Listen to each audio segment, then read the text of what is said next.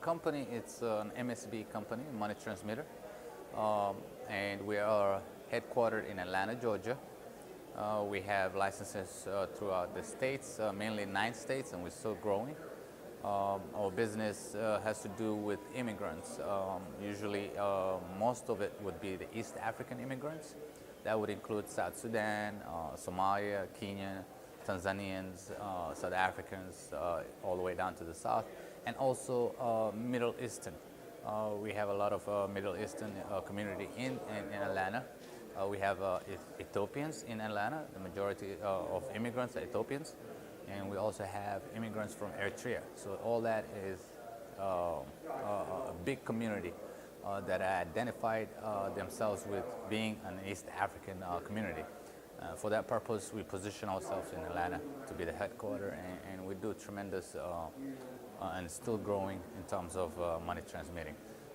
Those folks saying that for their loved ones, the average is $235 per annum or per year that they transmit, and that's what we take and facilitate for our customers. So we are globally outbound. We do Australia, we do Europe, we do Asia, we do Africa. So for that, that's what we do. And in Somali, waxaan subino waxa weeye xawaaladeen oo ku jirto Atlanta, Georgia, inay headquarter u tahay, taasoo aan ka xukunno maadaama u badan yihiin dadka oo Atlanta degan oo xaruntaas degan, Ethiopian, Eritrean, South African iyo South Sudanese. Marka communitygaas ayaan ku bilownay inaan facilitate garayno kow, and then waxaan u guurnay stateyada kale. Hadda we have licenses in Ohio as well, we have licenses in Minnesota, and we have licenses in Iowa, Kansas, Missouri, Tennessee, and we look forward to growing and positioning ourselves wherever the East African community is found to be living amongst the Americans. The biggest challenge for 2015 would be, I would have to say, is the banking issue. As we try to position ourselves in all the 50 states, that would be a limit in terms of what banks that you may be able to help us in facilitating, our money transmitting business. So right now, I think we only have, out of the 9, we only have 2 or 3 states that facilitate the banking for us. So all other ones we use couriers and stuff. So that's the main issue. And I think with the, if these laws are changed and soon, I'm hopeful that, I forget what the act is, but that's the main issue. Banking is the main issue. If banks are more lenient towards small businesses such as ours, AMAL USA, I think we may have a leeway of creating jobs and other many things.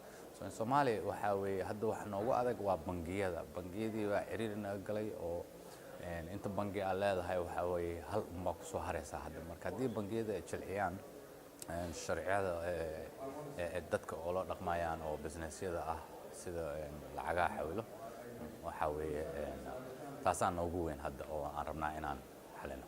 And that's our main focus in tackling 2015. America was built by immigrants to begin with. It was a native there were natives residing in America in the beginning, and then immigrants came, and those immigrants mainly from Europe. They had to have some type of mechanism to transmit or send money to the loved ones that they left behind. So in essence, we as an immigrants, newcomers, there are so many things that are going around the world, especially now you look at Syria, you look at Iraq, you look at South Sudan, there are wars breaking out. Somalia had wars to break out, and God forbid, the wars will be going on, but when people are misplaced, and America is great in accepting those refugees and those immigrants that are displaced because of war in their country. And when they come over here, obviously they left people behind. And for that reason, we have to have some type of mechanism that allows them to send money to the loved ones that they left behind, those unfortunate ones that were left behind. And that's what money transmitters do. So if the banking industry doesn't understand that the whole point of money transmitter business is to facilitate the gap or sort of breach where banks are not available in terms of like war zones and you have refugees, then what other ways can you send money to your loved ones? I mean, you bring, what we're doing is sort of, we're dividing a family of, say, 5 people. We accept 3 as Americans to bring them over here, but there are 2 left. So instead of bringing all 5, if we bring 2, or they manage themselves to come over here and we accept it, then therefore the ones that they left behind, shouldn't they leave?